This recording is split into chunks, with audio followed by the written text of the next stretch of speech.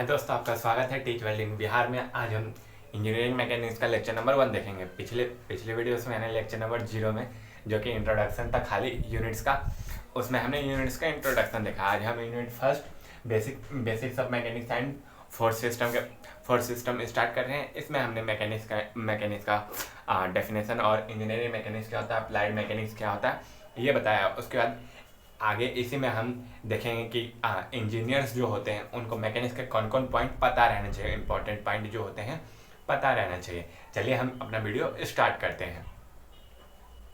Mechanics is a branch of science. Mechanics क्या है? तो एक ब्रांच है। साइंस का क्या है? ब्रांच है। ब्रांच ऑफ साइंस या फिजिकल साइंस, जो हम नॉर्मल फिजिक्स जो पढ़ते हैं उसी का ब्रांच है क्या? मैकेनिक्स उसी का ब्रांच है। That is concern with the state of rest और motion of body subjected to action of force. जिसमें कंसर्न क्या जाता है, मतलब बताया जाता है कोई भी ऑब्जेक्ट है, यानी कोई भी बॉडी है, वो या तो रेस्ट में रहेगा या तो मोशन में रहेगा, subjected to action of force. किसके कारण? तो बल के कारण या तो वो रेस्ट में रहेगा या तो, जैसे कि मान के चलिए अभी फ्रिक्शन बताया था, ये कोई बॉडी है, ये मतलब कि पहले तो रेस्ट अवस्था में, अगर जब हम इसमें फोर्स लगाते हैं तो ये मूव होके यहाँ आ जाएगा। तो वही बात कि मैकेनिक्स एक साइंस का ब्रांच है जिसमें हम कंसर्न करते हैं क्या? वैसा स्टेट कंसर्न करते हैं बॉडीज का जो कि रेस्ट में रहता है या मोशन में रहता है। किसके कारण? तो बल लगने के कारण, subjected to action of the force. बल लगने के कारण वो बॉडी रेस्ट में रहने से रहता है, पहले कोई बॉडी वो बल लगने के कारण मोशन में आता है। किसके अंदर कंसर्न किया जाता है? तो ब्रांच ऑफ साइंस मैकेनिक्स यही है। उसके क्या है? Engineering mechanics. It is the branch of science in which it deals with the law of principle of mechanics and their application with engineering problem।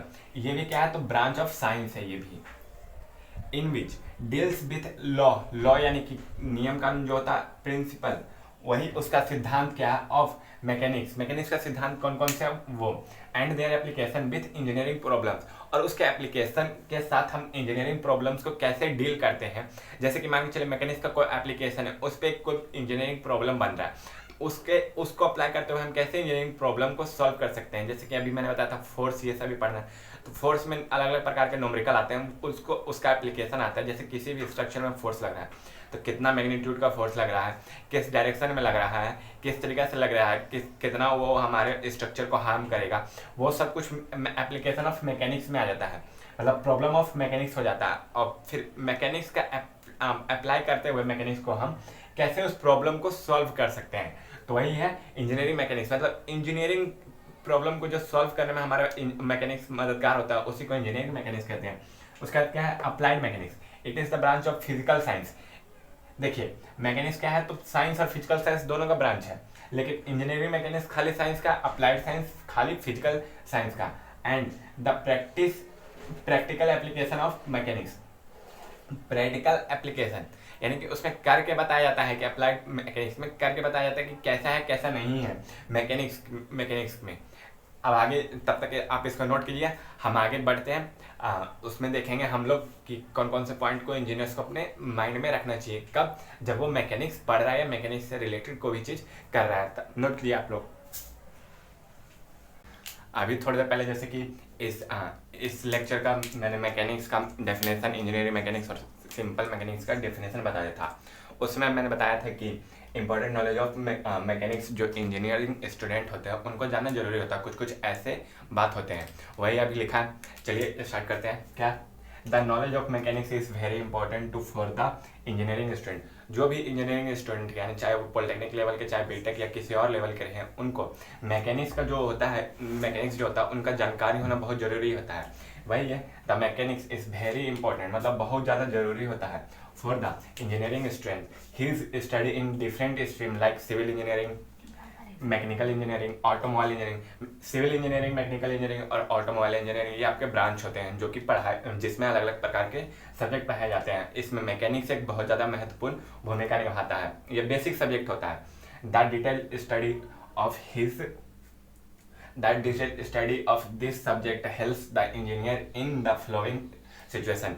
मतलब इस सब्जेक्ट के जो डिटेल स्टडी है वो इन जो ये सब सिचुएशन लिखे गए हैं उनमें मदद करते हैं। यानी कि जो इंजीनियरिंग स्टूडेंट है उनको ये सब सिचुएशन पता रहना चाहिए, मतलब मैकेनिक्स पता रहना चाहिए, ताकि ये सब सिचुएशन जो 3 सिचुएशन लिखे मैंने उनको डील करने में उनको आसानी हो सके।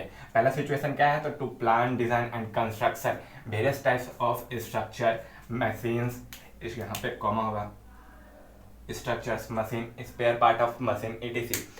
जो भी है मतलब पहला हम प्लान करेंगे, फिर उसका डिज़ाइन करेंगे। तो प्लान किस लिए करते हैं, प्लान करने वक्त हम ये देखते हैं कि उसको एनालाइज करते हैं कि उसमें कितना लोड आएगा, कितना लोड नहीं आएगा, मतलब किस प्रकार का लोड आएगा, विंड लोड आएगा या अर्थक्वेक लोड आएगा। लोड आप आगे पढ़ेंगे तो भाई ये लोड कितने प्रकार के आएंगे, फोर्स कौन कौन से लगेंगे, किस प्रकार से वो उसका जो प्लान है कैसा डेवलप होना चाहिए। फिर उसको डिज़ाइन करते हैं उस लोड के सापेक्ष में, मतलब कि कितना लोड आ रहा है उसके सापेक्ष में डिज़ाइन करते हैं। और कुछ सेफ्टी फैक्टर रखते हैं, यानी मार्जिन रखते हैं कि हाँ किसी भी स्ट्रक्चर पे मान के चलिए 150 किलो न्यूटन का लोड लगने वाला है तो हम उसको 200 किलो न्यूटन के लिए डिज़ाइन करेंगे, क्योंकि बाई चांस मान के चलिए आने वाले समय में क्या पता उस पर 150 किलो न्यूटन से ज़्यादा लोड लगने लगे तो वहाँ पे वो सेफ्टी फैक्टर की तरह काम करेगा। फिर देखिए construction various type of structure जैसे कि ब्रिज हो गया, बिल्डिंग हो गया, इन सबको मतलब बहुत ज़्यादा लोड के लिए डिज़ाइन किया जाता है। वहाँ पे थोड़ा सा सेफ्टी मार्जिन भी रखा जाता है और लोड फैक्टर सेफ्टी ये सब कैलकुलेट किया जाता है। तो वो किस में आता है, हमारे मैकेनिक्स में ही आता है। उसके बाद क्या है, मशीन ऑटो, जो भी मैकेनिकल ब्रांच से जुड़े हुए बच्चे हैं उनको तो मशीन के बारे में बहुत अच्छा से पता होगा। मशीन उनका बेसिक सब्जेक्ट ही है, मशीन का साइड पढ़ना। उसके बाद क्या है, स्पेयर पार्ट ऑफ मशीन, मतलब डिफरेंट प्रकार के स्पेयर पार्ट ऑफ मशीन वो कितना चलेंगे, कितना उस पर लोड, कितना यूनिट का वाट सब कुछ आएगा तो वो आसान से सस्टेबल रह सके। तो वही है कि इन सब कंडीशन में पहला कंडीशन तो यह हुआ। दूसरा कंडीशन क्या है, true knowledge of this subject from the base of other advance subject मतलब कि जो आपके स्ट्रीम में पढ़े जाएंगे, कौन कौन से किस सिविल मैकेनिकल इस समय जो आगे पढ़े जाते सब्जेक्ट, उनमें मैकेनिक्स बहुत ज़्यादा बेसिक सब्जेक्ट है। इसका मतलब पता नहीं रहेगा तो हमको लोड कैसे निकालना है तो वहाँ पे हम कंसीडर नहीं कर पाएंगे, वहाँ पे हमको फिर से जानना पड़ेगा तो उतना समय फिर से बर्बाद होगा। तो वही क्या है, जैसे कि सब्जेक्ट कौन कौन से हैं, तो मशीन इंजीनियरिंग ये मैकेनिकल का सब्जेक्ट है जिसमें मशीन के बारे में पढ़ाया जाता है, जिसमें कितना लोड आएगा कितना नहीं आएगा सब कुछ बताया जाता है। उसके बाद क्या है, आरसीसी सिविल का है। आरसीसी इसका फुल फॉर्म होता है रेनफोर्स कंक्रीट सीमेंट, जिसमें हम डिफरेंट प्रकार के स्ट्रक्चर के बारे में जानते हैं कि इसमें कितना लोड लग रहा है, विंड लोड लग रहा है, अर्थक्वेक लोड लगेगा, कि कौन सा सेफ्टी ऑफ फैक्टर हम लेके चलेंगे, कितना स्टील ये सब देंगे तो वही लेके चलते हैं। फिर सॉइल मैकेनिक्स जिसमें हम मिट्टी के बारे में पढ़ते हैं कि कितना मिट्टी पर कौन सा लोड किस प्रकार से एक्ट करेगा, इसमें कितना प्रेशर आएगा, वो सब होता है। तो वही लोड को कंसीडर करने के लिए और सेफ्टी ऑफ फैक्टर रखने के लिए हमको मैकेनिक्स जानना जरूरी होता है। सॉम यानी कि स्ट्रेंथ ऑफ मटेरियल का स्ट्रेंथ कितना रहेगा वो सब बताया जाता है, किस तरीके से हमको डिजाइन करना है, कौन कौन सा सेफ्टी फैक्टर लेके चलना है। थर्ड सिचुएशन क्या है, to except the perform the job skillfully every engineers must study this subject in a most systematic and scientific manners. क्या है, तो हम अच्छा परफॉर्म कर सके, स्किलफुल जॉब कर सके, यानी कि जो भी जॉब है हम उसको स्किलफुल तरीके से कर सकें। एवरी इंजीनियर मतलब जो भी इंजीनियर होता है या इंजीनियरिंग स्टूडेंट होता है उनको ये सब्जेक्ट पढ़ना जरूरी होता है। आप किसी भी कंस्ट्रक्शन डिपार्टमेंट से जुड़िए, आपको उसमें बेसिक मैकेनिक्स के बारे में कुछ ना कुछ जरूर मिलेगा। आप किसी भी लेवल का एग्जाम भी दीजिए तो वहाँ पे भी बेसिक मैकेनिक्स बहुत ज़्यादा इंपॉर्टेंट होता है। तो वही है कि इसको एक सिस्टमेटिक वे में कि हाँ पहले मैकेनिक्स क्या है, मैकेनिक्स में कौन कौन से चीज़ आते हैं, फिर उसके बाद लोड, फिर उसके बाद friction force, systematic of force, उसके बाद सिंपल मशीन, ये सब पढ़ना। तो वही है कि मैकेनिक्स का आपको हर जगह देखने के लिए मिलेगा। ये लेक्चर यहीं खत्म होता है, मैकेनिक्स का पहला लेक्चर यहीं पे खत्म होता है। नेक्स्ट लेक्चर में हम सब देखेंगे कि मैकेनिक्स को कितने पार्ट में बांटा गया है, फिर उसका क्लासिफिकेशन का डेफिनेशन देख लेंगे। चलिए दोस्तों मिलते हैं नेक्स्ट वीडियो में, तब तक हमारे चैनल पे उपलब्ध सभी वीडियोस को देखते रहें और मैकेनिक्स का लेक्चर यहाँ से कंटिन्यू देखते रहें ताकि आपको ज़्यादा से ज़्यादा जल्दी सिलेबस खत्म हो सके। Thank you, keep watch teach world in Bihar.